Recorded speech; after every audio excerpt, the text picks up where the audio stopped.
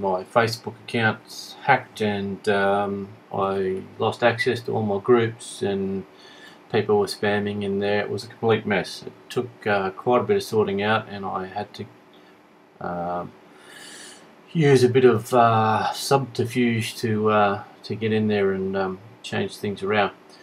A lot of people have done worse than that. They've had to actually completely close down all of their Facebook stuff and start again from scratch, which would be a disaster.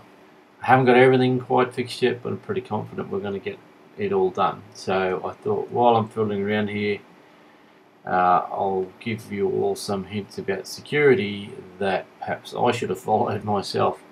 I'm usually pretty good with the security, and I thought we're okay, but there's quite a few parts of Facebook now that are new to me in terms of security that you can use as well, and Facebook haven't told you about them, so I'm going to tell you about them. So what I've done here is I've logged in as Bella. We had a Facebook page set up for her before she passed away, and so I'm going to use her so that none of my private information appears. So if we go into an account like this, or into your account, and you want to look at your settings, one of the places to start, of course, is your privacy settings, and you can control the privacy of just about anything that goes on. So you need to look at each of these settings and work out what's right for you. Here it says that Bella's next post will be seen by her friends, and she can change that to custom if you see it, or specific people have it hidden from them. So you can do that too. And in your friends, you have the option of clicking on each friend in your friend list and making them an acquaintance or family or any other group name you want to give them, I think. And so you can then control that access by group, so that only family, for instance, see certain things. So go ahead and do that. Bella's is set to friends at the moment. And now you can control how you connect with people you know. So in this how to connect bit, you can edit the settings in there, and you can set all of these things to friends or friends or friends, and so on. So who can look up your timeline by your name, who can look up using your email address or phone number, who can send friend requests to you, and who can send Facebook messages to you. You can control all of that. Note though that you can't say nobody for those specific things. It can be friends only. Righto, so back down to timeline and tagging. If you go in there, who can post on your timeline? So this is your page that you see when you log in. Bella's is set to no one. Who can see what others post on your timeline? You can set that to whatever you like. Review posts friends tagging you in. So in other words, if there's a post and someone tags you, that is, identifies you, puts your name to that post, you can control whether or not that will appear in your timeline, so by turning that to on there. Who sees posts you've been tagged in on your timeline? So again, if somebody tags you, says, oh, this is David Olsen, then you can control who sees that. You can make it nobody if you want to. Well, here's this list of friends I talked about before, close friends, family, and you can change all those. Whoops, where are we? Back in there again. Review tags people add to your own posts. So if you put a post up with a photograph or something and somebody tags people in that photograph, you can, by having this set to on, you can review that and decide if people get to see it or not. And again, same with this bottom one. Who sees tag suggestions when photos that look like you were uploaded? So someone puts a photo up and says, oh, that looks like Faye Olsen, and you can make sure that nobody gets to see that.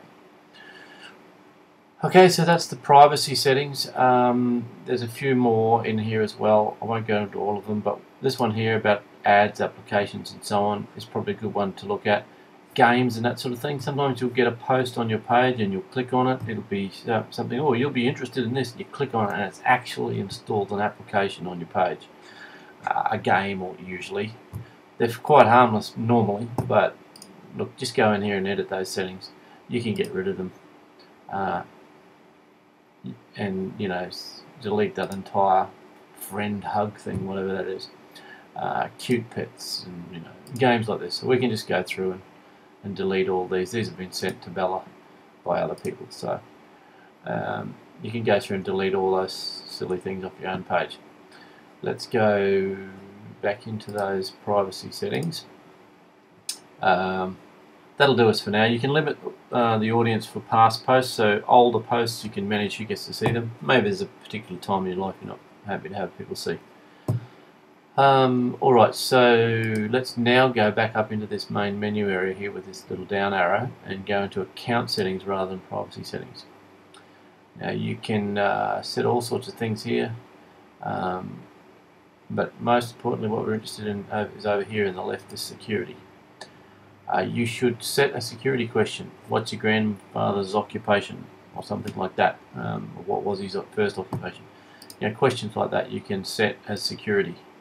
One thing you should definitely do is enable secure browsing. That is where you see HTTPS up the front here. So what's going on is the information going down the phone line or cable is encrypted.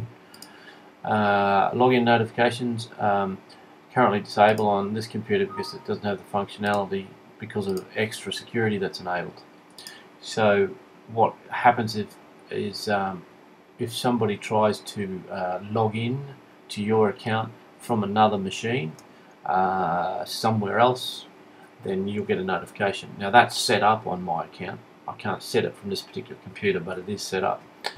And you can also set it up so that approval is required when logging in from an unrecognised device. So if somebody tries to log in from their phone onto your account because they stole your password, you'll have to be able, you can make it so that you can have to approve that. Obviously you're not going to approve it. You can have passwords for all different applications and so on, and so you can do that in there, and you can list the recognised devices. So for my own page I have a number of computers. We have quite a few computers in this house, and only some of them are am I allowed to access my Facebook from. Okay, and if I try to access from ones that aren't allowed, then it will ask for approval via a security code or some other thing like that. So by all means go in and have a look at all those security settings and enable them for yourself, and hopefully you won't suffer as I did. Thank you.